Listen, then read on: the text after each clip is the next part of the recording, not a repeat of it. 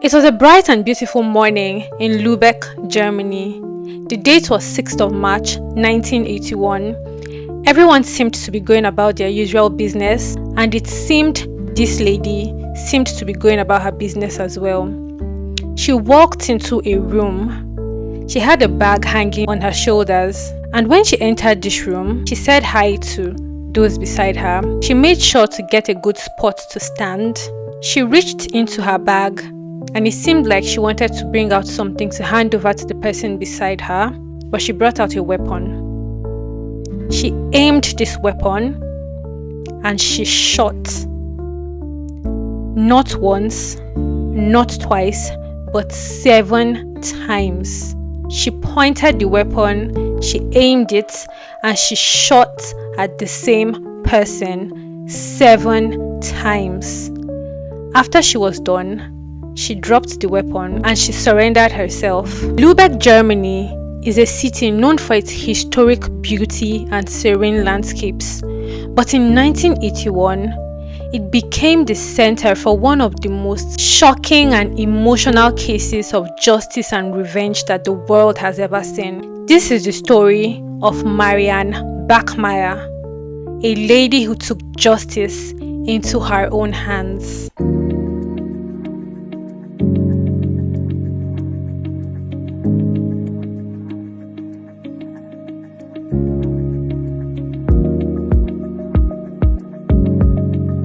Hi and welcome to Sleuthville. My name is Neddy and I'm your host for today. Please make sure to subscribe to this channel if you're someone that loves true crime stories. Don't forget to like and comment. Let me know your thoughts in the comment section. A mother's love for her child is an unwavering and profound bond that transcends time and circumstance. It is a selfless and nurturing force that manifests in acts of care, protection, and sacrifice. This love is instinctive, unconditional, and a testament to the purest form of devotion. Marianne Bachmeier was born on the 3rd of June 1950 in West Germany. She had 2 daughters earlier, which she had given up for adoption because apparently she was a single mother and she did not want to take on the burden of taking care of these kids, as she had them at a relatively young age, not so young, but it was relatively young, and she was a single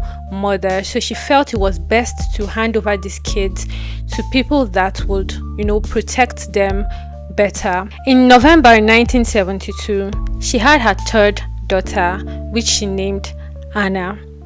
Anna was a young, cheerful little girl. She was loved by people around her and she had a very bubbly, cheerful nature. On the 5th of May 1980, when Anna was just about 7 years old, she got into an argument with her mother, and after this argument, she decided, in the stubborn nature of children, to skip school for that day. Anna had a house where she would normally go to play with cats because she loved cats. A lot of young children, that live abroad, that grew up abroad, they have this thing for cats. So she loved cats, and she found a house where they had cats, and she would go there from time to time to play with these cats. And today being a day when she decided to skip school, she decided to head over to the house as well to play with the cats there. The house belonged to 35-year-old Klaus Grabowski, who lived with his fiancée in that building. On this particular day, Anna, in her usual nature, headed over to the house to play with the cats. But on getting there, she was met with something that was bigger than her. Unknown to her, that was the last day that she was going to see her mother. That was the last day that she was going to set her eyes on anybody on the surface of this earth. That was the day that Anna died. Klaus Grabowski was a butcher in the city, and on this particular day, it seemed that he did not go to work and he was around in the house when Anna came around to play with his cats. Now, this man had previously been convicted for abusing 2 young girls in the past. He was sent to prison to serve time, and he served time and came out. And after he came out, it was said that he willingly or he voluntarily requested for a chemical castration just because he did not want another occurrence of what happened. Now, what a chemical castration does to you is that it reduces your libido as a person or as a man.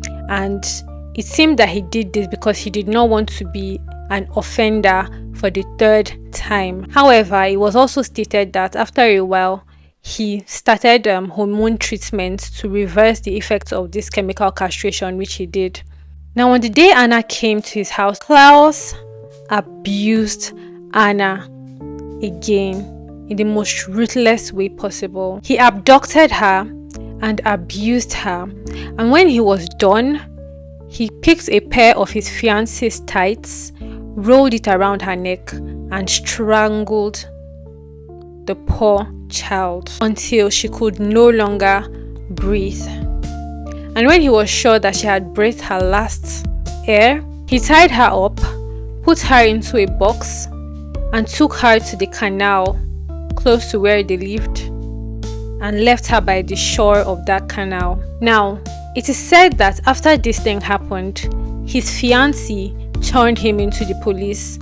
We don't really have the details on how she got to find out. It's possible that she was in the house the day this thing happened, and it's also possible that maybe when she came back, he confessed to her of his acts, but we're not quite sure of how she came to know about this occurrence. But what we know is that she was the person that turned him to the police. And then the case began. Klaus was taken to court, and when he was, being asked questions, when he was being interrogated about his deeds, he said the reason why he unalived the poor little girl was because she was threatening to report him to her mother, and that she was demanding for money to make her keep quiet about his deeds on her. And he said he was scared of, going to the police station, that he was scared that he was going to go to prison again, and the fear of going to prison was what drove him to unaliving this poor little child. On the third day of his trial, I said it was a bright and beautiful day in the city of Lübeck, Germany. Marianne Bachmeier dressed up. She woke up, she dressed up, she carried her handbag, and she went about her business for the day. If you had met her on the road, you would have said, oh, this lady is just, going about her usual business in the usual manner. That's if you did not know her story. You would have felt that everything was going okay with her. At around 10 a.m. that morning, she walked into the courtroom where the trial for the person that unalived her child was going on. She walked in that day, put her hand into her bag, took out her weapon, and fired at this man 7 good times. 7 good times. She aimed at him and she shot him 7 good times at the back. And instantly, this man fell to the ground and died on the spot. And when she was sure that this man was dead, she dropped her weapon and surrendered herself. And she was apprehended without any resistance from her. In her mind, she had gotten justice for her daughter. She had avenged the death of her beautiful, beloved daughter. And that was the only thing that mattered to her at that point in time. That was the only thing that she cared about in the world at that point in time. She had gotten justice for her daughter. Marianne Bachmeier gained public sympathy because a lot of people understood her pain, the pain of a mother losing her child, and not just losing her child in any way, but losing her child to someone that abducted her, abused her, a little child, a 35-year-old man abusing a 7-year-old child. The whole of Germany and even the world sympathized with this woman. They understood her pain. And there were different school of thoughts. There were the people that believed that, what she did was right. What she did was justice. Because the truth of the matter is, if you had left it to the court of law, there was that possibility that he might not have gotten the capital punishment. He might have been sentenced to life in prison, and he would be alive for the rest of his life until God calls him or until his creator calls him. And then her child would, have been long gone, not getting that opportunity to live her life to the fullest. So some people were like, oh, that's great. What she did was, the right justice. She got justice for her child. And then there was the second school of thought that, oh, she could have just left it to the lawmakers to do their thing, that it is not right, that it's not right that we take laws into our hands. Notwithstanding, Marianne was arrested and her trial started. Initially, she was charged in court with unaliving Klaus Grabowski, but along the line, these charges were dropped and it was changed to manslaughter and illegal possession of firearms. And the reason why the courts changed these charges on her was because she was able to prove to them that it was not a premeditated action. Like, it was not something that she had thought about and planned before carrying out the action.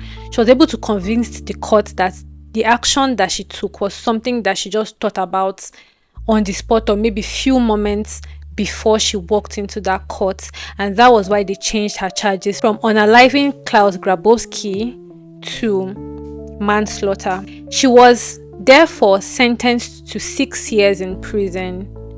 However, she only served 3 years out of the 6-year sentence and she was released. After her release, she went on to meet a man, a German teacher, who she then got married to in 1985.